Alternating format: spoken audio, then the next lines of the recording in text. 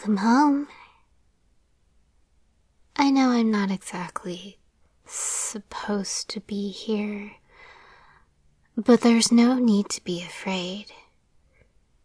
I might have fangs, but I don't bite. You, anyway. I would introduce myself and give you my name, but, well, I don't exactly have one.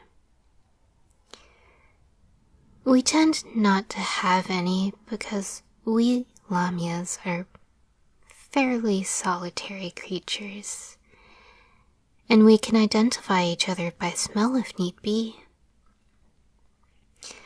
That's the solitary life. We're usually abandoned relatively soon after birth, actually.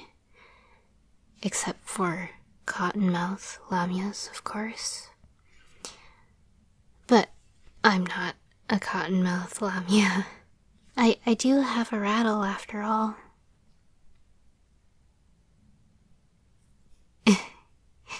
You didn't notice it, did you?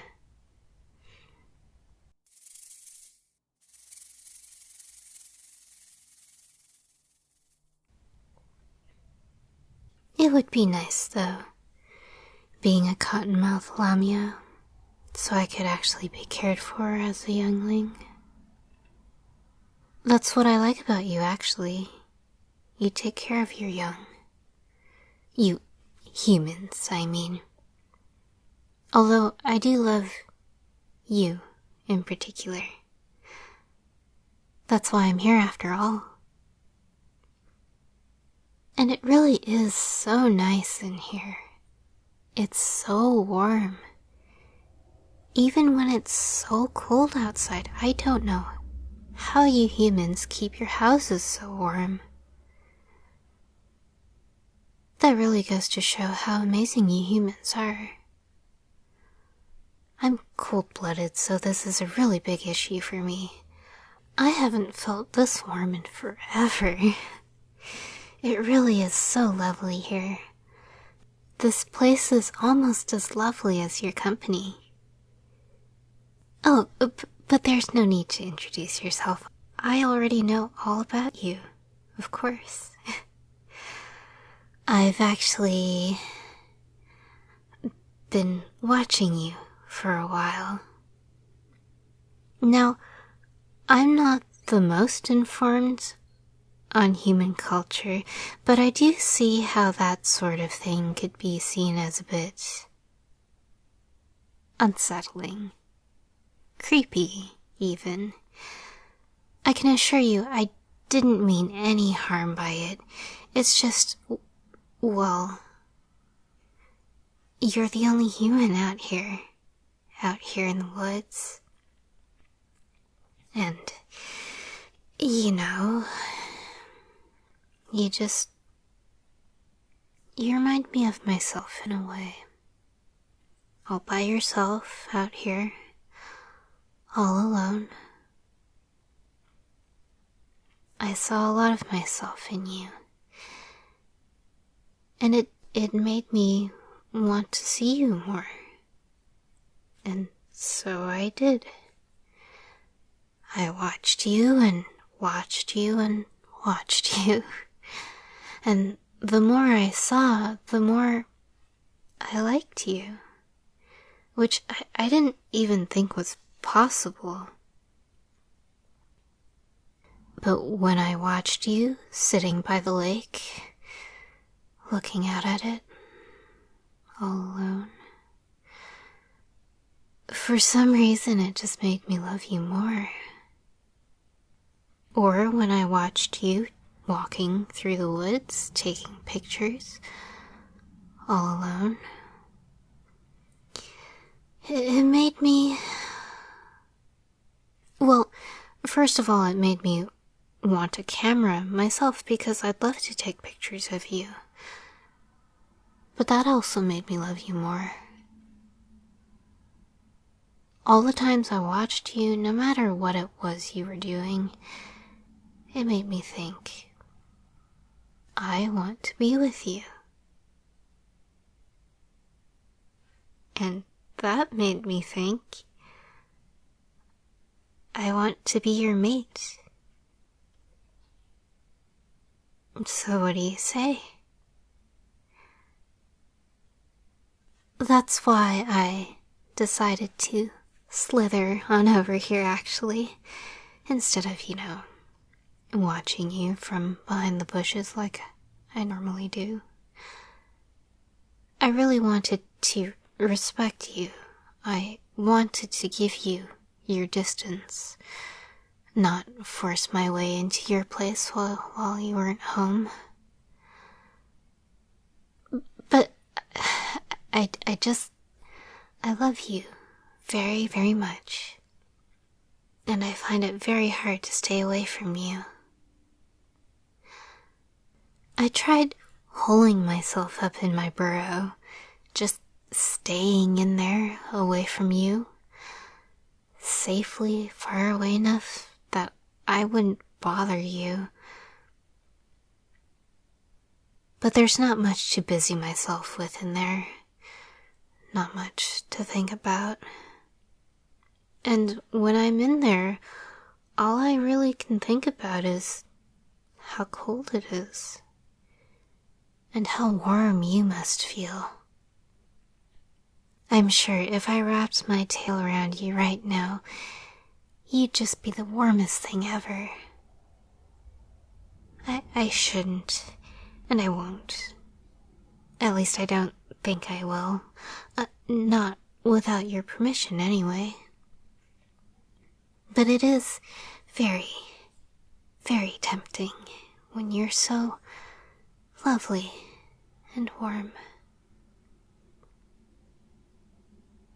It gets especially cold in my burrow when it rains, but looking at your shelter, this place is rainproof. Oh, I'd love to stay in here with you and be your mate.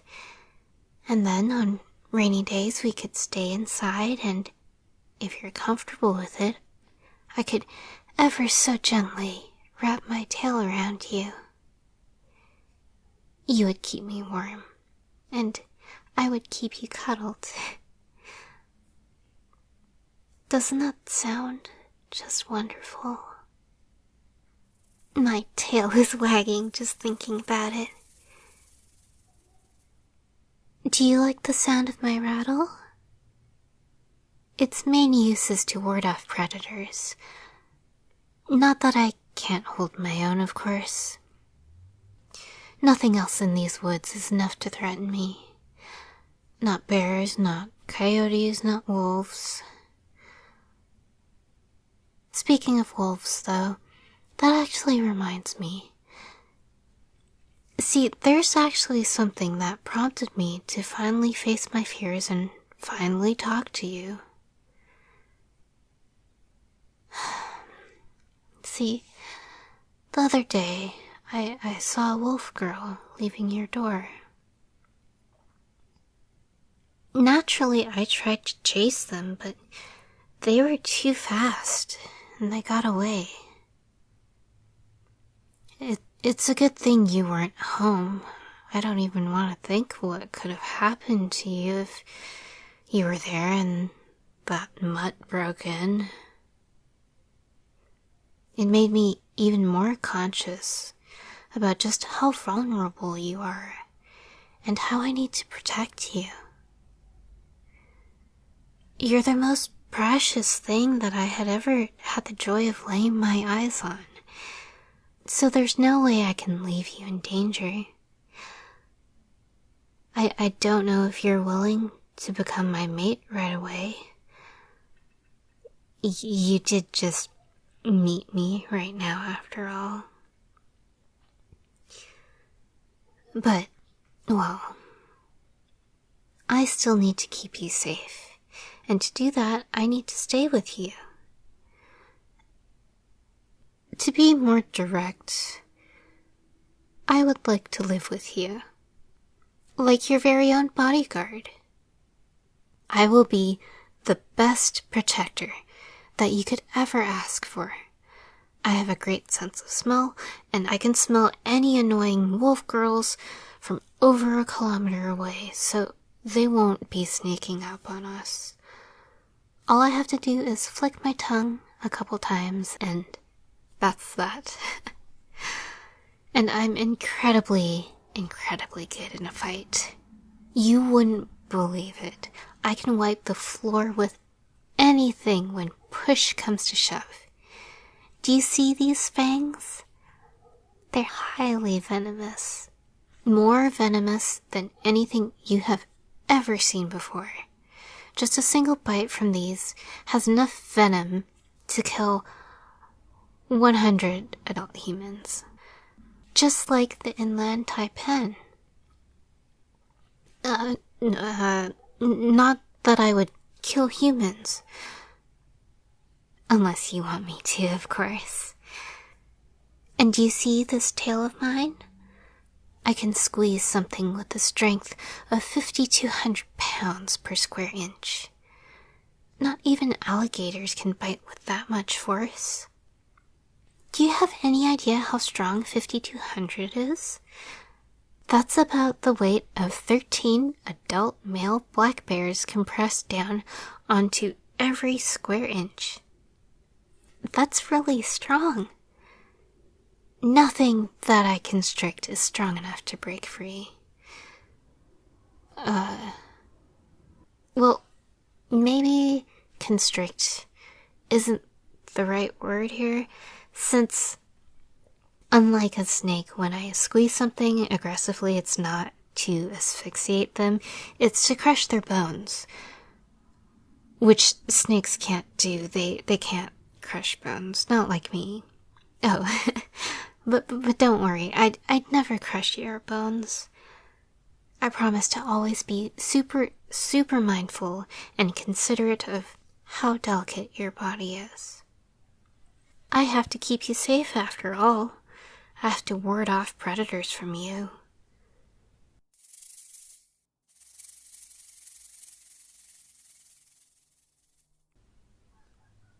So I think it would be a good idea to accept me. If not as your mate, then at least as your live-in bodyguard. For now, at least. And you know, it'll be very convenient to have me around. I'm extremely low maintenance. After all, since I am cold-blooded, I don't actually need that much food. I'm not really a big eater. I can survive off just 10 big meals a year. That's less than one a month. And I can hunt for myself, obviously. Oh, I could even hunt for you. How do you like your mice? Alive? Oh, me too. They taste so much better that way. Oh, wait, you mean alive as in not eaten, right? As in you don't eat them? That's okay. I can see if I can get you something else. Like I said, I'm not the most informed on human culture, but that's okay. I'm willing to learn. I'm willing to learn anything from you because I love you. I can learn to be more human-like, if that would make you happy. I don't know where to begin, but anything you teach me, I'll learn. Oh, and your sense of smell isn't good enough to identify me, right? So then, you could give me a name. Would that make you happy? Would that make you more open to the idea of being my mate?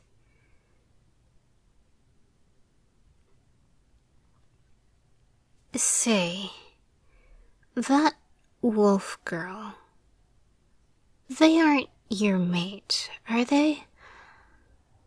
I smell them a bit on you. I was hoping your scents just got mixed up because they were in your home, but I really hope it's not because you're mates. Because that wolf girl is no good for you. Wolf girls in general aren't good for you. First of all, You know, they're pack animals. They're not even strong enough to fight on their own. They just depend on numbers. Do you really think a mate like that is going to be able to protect you? I, on the other hand, have spent my entire existence alone. I've always hunted all by myself. I'm more than enough to protect you. A human as precious as you needs to be kept safe, and I'm the only one for the job. I mean, wolf girls tend to have a bite force of only 400 pounds per square inch. What are they going to do with that? And I already told you I'm way stronger, right? They have no right to even be near you.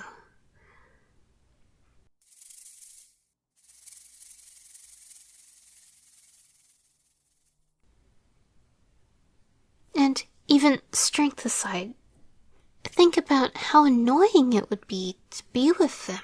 I mean, they're warm-blooded. Not that I have anything against warm-blooded creatures, because you're so wonderful. And I love you so much. But I mean, that just means they need more food. They'll be such a burden to you. And think how annoying their shedding is. They'll get little patches of their fur here and there all the time, and it'll be so annoying to clean up. Not like me, I shed my skin all at once. It's super easy to just take the shedded skin and throw it somewhere else, and... Wow, you look really horrified to realize I shed my skin. But that's okay. I'll take care of it. I'll take all of that, and you don't have to worry about it. I'll take care of it because I am the better mate for you. Because I'm the only one for you. The only one who should stay with you.